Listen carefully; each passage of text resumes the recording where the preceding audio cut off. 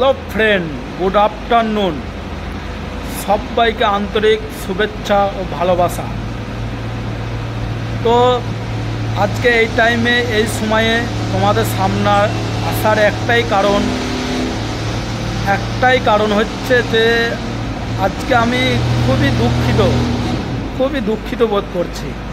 এতদিন ভিডিও বানাচ্ছি, তোমরা অবশ্যই দেখছো যে কিছু জনা আছে তারা তো ভিডিওগুলো দেখছে, এবার অনেকজন আছে যে বাজে কমেন্ট করছে।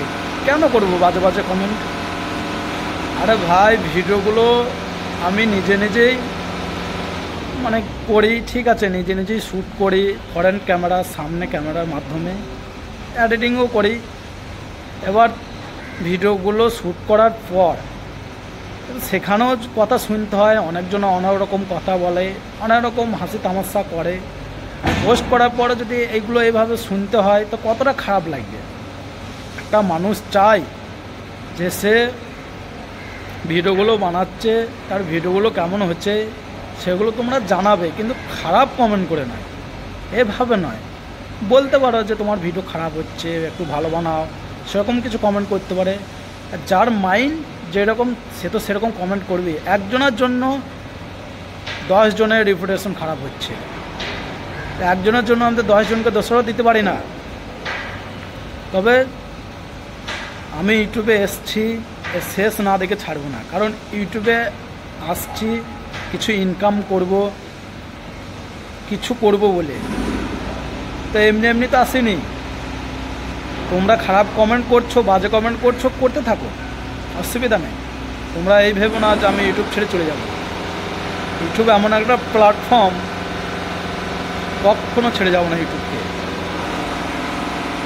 আর যারা আমার ভিডিওগুলো দেখছো, আমাকে সাপোর্ট করছো, এইভাবে তোমরা সাপোর্ট করো, আমাকে এইভাবে ভালোবাসা দিও, যাতে তোমাদেরকে আরও নতুন ভিডিও আপলোড দিতে পারি এবং তোমাদের ভালোবাসা, তোমাদের সাপোর্ট পেয়ে এগিয়ে যেতে পারি। আজকে খুবই দুঃখিত বোধ, মনের ভেতর থেকে এসব কথাগুলো বেরিয়ে আসছে। কি বলবো তোমাদেরকে, বলার ভাষা খুঁজে পাচ্ছি না। যারা বাজে কমেন্ট করছো, কিছু তো বলার নেই।